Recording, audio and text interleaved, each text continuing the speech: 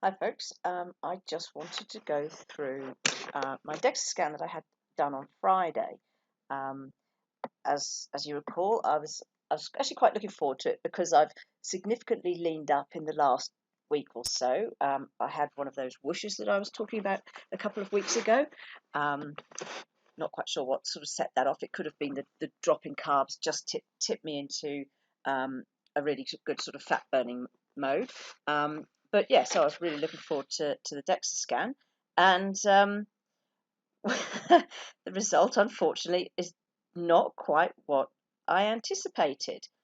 Um, my previous scan here on the 8th of September showed me at 51, nearly 52 kilos of lean body mass with 11 kilos of fat and 17.16% body fat. Now, for off-season difficulties I'd had, I was actually quite pleased with that. Um, but then, 17th of February, my lean body mass apparently has gone down to 48 kilos. So it looks like I've lost 3 kilos, well, nearly 4 kilos actually, of muscle and only 188 grams of fat. So my body fat has actually gone up. So that seems like a really bizarre result. Um, and actually, this highlights something that is, I guess, one of the Achilles heels of DEXA scans. You see, because the lean body mass value you've got here um, can be really affected by your level of hydration and also the level of muscle glycogen you have in you. Because, of course, every gram of glycogen in you it sort of sucks 3 grams of water into your muscles. So if your muscles are depleted of glycogen, then obviously you're going to appear lighter. Um, but given the body can only hold about 400 grams of glycogen, where's this nearly 4 kilograms of apparently water weight gone? It's kind of weird. Now, I should say that the one on the September I had done in the afternoon, so after full days of food, full days of drinking, so I'd have been very well hydrated and very well, very full of carbs. You've seen all the pancakes I've been eating off season. Whereas this one, I'd had that big drop of carbs, and it just happened that I'd done a HIIT session, and probably because I was in such a rush, I probably wasn't as hydrated as I perhaps should have been. So that could account for some of the differences. But this is why a DEXA scan, one DEXA scan individually, is not necessarily, the be all and end all and the definitive indication of where you're sitting. It can be very, very badly affected by your level of hydration and muscle glycogen.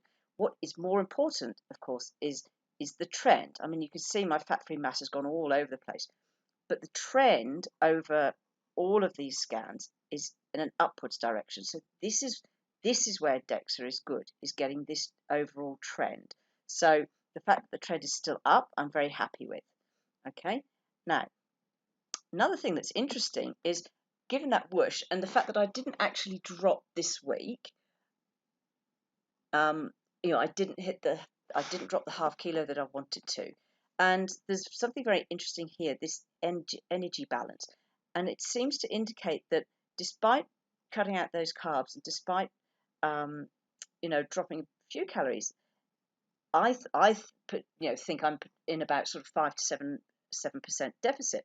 But this is indicating I'm perhaps only in deficit by about 6 calories a day. Now this is very, very, this is interesting. So potentially I may have to reassess my level of calories, but we'll go into that in a little bit later. So what else have we got on the DEXA scan? So where am I holding my fat? Well, it's on my fat ass. You can see there's really not much on my upper body. Them lats, yes, love the lats. Anyway, and you can see that it's really come off my my spare tire. There's not much on my trunk, which is fantastic. So I'm really happy with that. But yeah, got a bit of a fat ass thing happening there. So a lot to come off my legs.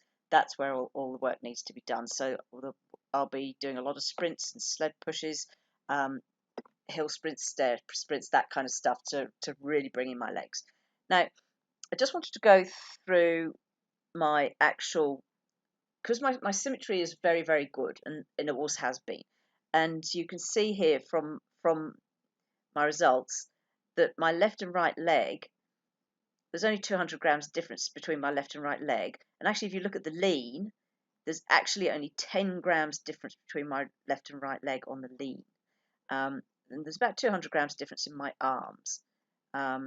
So it's not too bad. I mean, that's really, that's really tiny generally.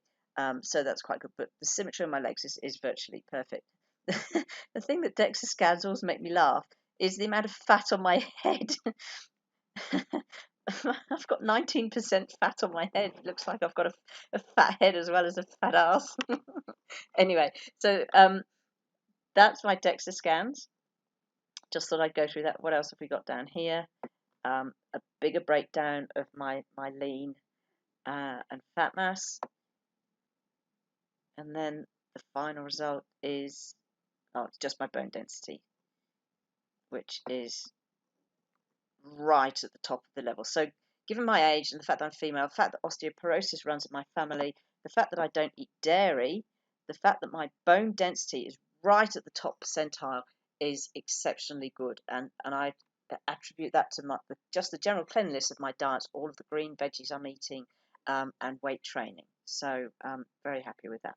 So there's my DEXA scan, and now I'll get on with the rest of the roundup.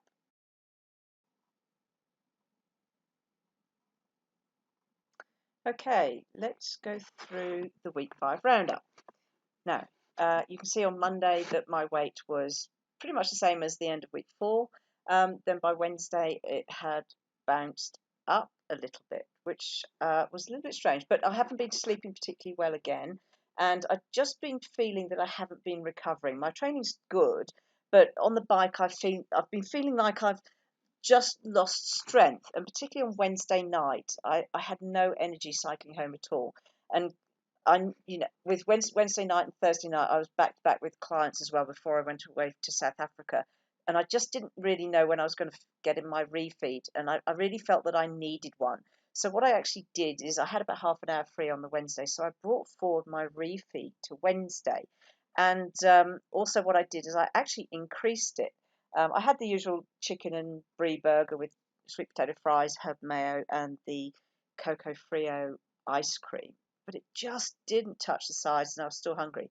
So I had one of those sort of raw food date bars as well, which sort of did the job, and that would have bumped up my calories a little bit. So I was a little bit concerned that I might have overdone it, but why does it never go to the next page? But you can see on Thursday, I actually dropped from Wednesday. So I really needed that refeed, and I did sleep a lot better on the Wednesday night. And then I dropped on the Thursday, which was quite unexpected actually. But it actually that kind of indicates that I did need it. Now this is the whole purpose of a refeed, is that it just sort of kind of reassures your body that it's all okay, and then sort of gives you the energy to keep going. And another reason I brought my refeed forward on the Wednesday was because Thursday was legs day, and I thought, well, if I can't even cycle home properly, I'm not going to be able to manage legs day. So it actually worked out really well. I had a really good legs session, and I dropped. So it clearly worked. And like I say, that's when you know a refeed is needed. Is if you actually drop the next day as well after it. Now, and then on Friday we bumped up again, so I'm not quite sure what happened there. Now, in terms of calories overall, it's actually virtually identical to week 4. I think week 4 was 1910, now it's 1906. My carbs have come down a little bit from 17 to 15. Now, the reason this is not showing the actual split that I'm doing is because of the refeed, and because I bumped it up a little bit, those extra carbs and fats, it really does. Just that one meal does make a significant difference to this overall breakdown. And you can see I haven't been quite so good here. I'm not quite sure. That Saturday was a very busy posing day, so that was why that was a bit off. And Friday, actually, I captured this before I'd finished Friday because I had to dash off to the airport, so that wasn't complete. I did have dinner and other foods on the plane, so that's definitely not representative of Friday. but you can see here that I did bump up my refeed a little bit over last week, and it really seemed to do the job. I obviously needed it. And then we go to the overall breakdown. So you can see that overall, on my non-refeed days, very, very high in protein, and the fats and carbs, sorry, are down at around about 50 grams. So you can see here that, look, this is the refeed, and this big spike in the carbs and fat is what blows out the overall totals. So that's where we're at, and we'll just go over to the magic spreadsheet next.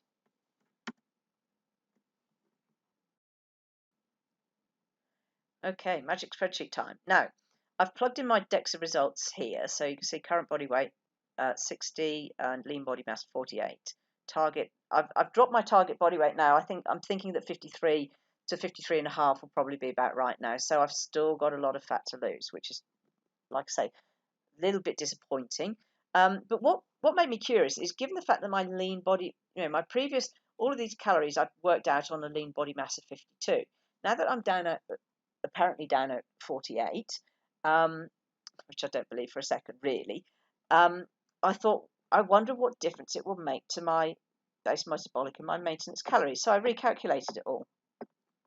So here's after the DEXA, I recalculated my base metabolic and my maintenance, and you can see that 4 kilos of 4 kilos of muscles doesn't actually translate to that much difference in terms of calories. So BMR 1218 to 1193, so there's what, 20 there, 1310 to 1220 there. The odd one is the catch McCard, although it's gone up, and that's probably because in theory my body fat's gone up, but that's a little bit odd there. In fact, that one is odd because the maintenance goes up as well. But overall, my average is only about 2 calories down on what I'm already doing.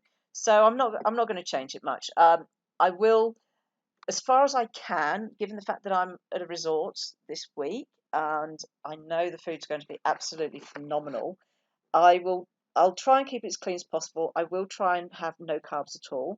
And what I'm going to really do is focus on lots of meat and veggies, minimizing sauces as far as possible. I am going to have a glass of champagne tomorrow at our welcome dinner, and I will have a glass of champagne at our graduation dinner where we have a fancy dress party. But that's absolutely the only deviation I'm going to make this week, because you can see how I'm tracking, and I'm not tracking as well as I want. I'm probably actually behind. I'm about half a kilo behind where I really want to be. I just haven't had the consistency, and I just feel that I haven't hit the efficiency that I usually see, and it's starting to shape up to be a bit of a frustrating prep. With sort of, we stalled, then we had a whoosh, and now it looks like I may have stalled again. So yeah, it's shaping up to be a frustrating prep. Week 6 is going to be a challenge because I'm at a resort, but I'm actually quite confident that I'll do okay, because I'm so used to knowing what my food looks like on a plate, because I've been eating the same way for sort of 5 or 6 years now. I just know what size it looks like on a plate, and this is somewhere that is really useful for you to get to. If you know what 100 grams of chicken looks like on a plate, if you know what a 300-gram salad looks like on a plate, you can start to go out to restaurants and stuff, and you can just know whether something's roughly in the ballpark, or actually fairly close to what you should or shouldn't be doing. So I'm quite confident that I'll get it right. I just need to make sure that I've really focused on avoiding any sort of the little sneaky extras like marinades and sauces. But otherwise, yeah, it should be okay. So I'm a little bit disappointed with where I'm at the moment, but just keep going, not panicking yet, and I will keep you posted in week 6.